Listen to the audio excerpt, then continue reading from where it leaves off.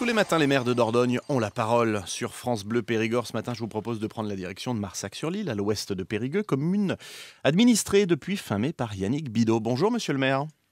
Bonjour. Et merci d'être avec nous. Vous êtes le nouveau maire de Marsac-sur-l'Île, élu au sein de la liste Marsac Dynamique. Parmi vos thèmes et promesses de campagne, il y a, je cite, vous me coupez si je dis une bêtise, la non-augmentation des impôts locaux et développer notamment l'attractivité et le dynamisme de votre commune. Et on le sait, le dynamisme vient très souvent du tissu associatif. Et donc ce week-end, il ne faut pas louper le forum des associations qui se tient à Marsac. Combien il y a d'associations à peu près sur Marsac-sur-l'Île ? Il y en a une bonne vingtaine d'associations. Certaines sont regroupées au sein de l'amicale laïque de Marsac qui regroupe beaucoup de sections, dont la plus connue est celle du canoë-kayak qui remporte de très nombreux succès en France. Exact. Mais il y a également des associations dans le domaine du théâtre, de la chorale, de la country dance, voyez, donc des sujets très très variés. Alors justement, pour choisir une activité sur l'année, rencontrez, posez vos questions à ces associations. Rendez-vous ce samedi à partir de 10h, ça se passe au Centre social et culturel, c'est ça le Foroma ? C'est bien ça, ça se déroule au Foroma. Comme il va faire beau, ce sera à l'extérieur. On a prévu une solution de repli sous le préau du Foroma, si jamais il pleut, mais a priori, il va faire très beau sur Marsac. Oui, a priori, ça devrait se passer en extérieur. Est-ce que monsieur le maire fait partie, lui, d'une association ? Est-ce qu'on a le droit, d'ailleurs, quand on est maire, de faire partie d'une association ?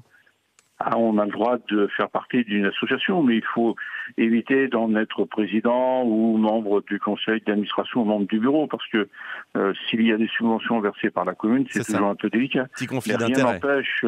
Rien ne l'empêche. D'accord. Et vous faites partie d'une association à titre personnel ? Non, parce que j'ai pas le temps. D'accord. Les activités de Marsac d'autre part et du Grand Périgueux d'autre part m'occupent suffisamment et je n'aurai pas le temps d'être bien assidu dans une association quelle qu'elle soit. Alors parmi les autres projets au sein du conseil municipal, j'ai pu lire qu'il y avait le développement d'une grande médiathèque d'intérêt intercommunal, mais aussi l'arrivée de la navette ferroviaire 2021-2022. Est-ce qu'on peut en savoir un petit peu plus ? C'est quoi ? C'est la stratégie pour désengorger un peu le trafic routier, notamment sur l'agglomération de Périgueux ?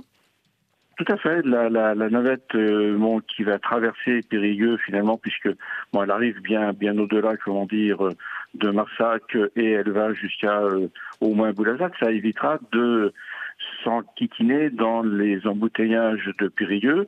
Ça permettra de traverser. Il y aura une arrivée une halte à la gare, ce qui permet aux gens de pouvoir, il y aura un petit parking à côté de la halte ferroviaire de Marsac, permettra aux gens de laisser leur voiture quand ils viennent de plus loin, traverser, aller jusqu'au Valazac sans aucune difficulté, en évitant d'emprunter des axes surchargés qui, c'est moins que Paris, mais sont déjà bien embêtants ici. Ah oui, tout à fait. C'est souvent un axe bien encombré.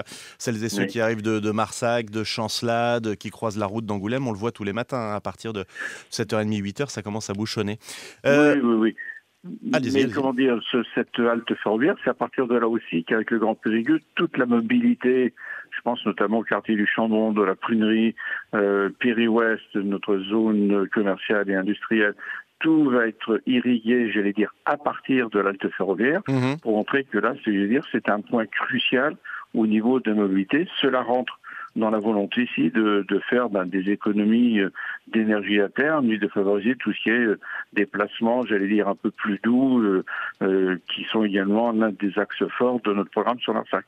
Écoutez, merci beaucoup, monsieur Bidot, pour ces précisions. On aura le temps d'en reparler, puisque je crois que la fin du projet, c'est prévu pour 2022, c'est ça ? Oui, effectivement, et on va avoir des présentations plus précises en septembre par la SNCF et le Grand Périgueux.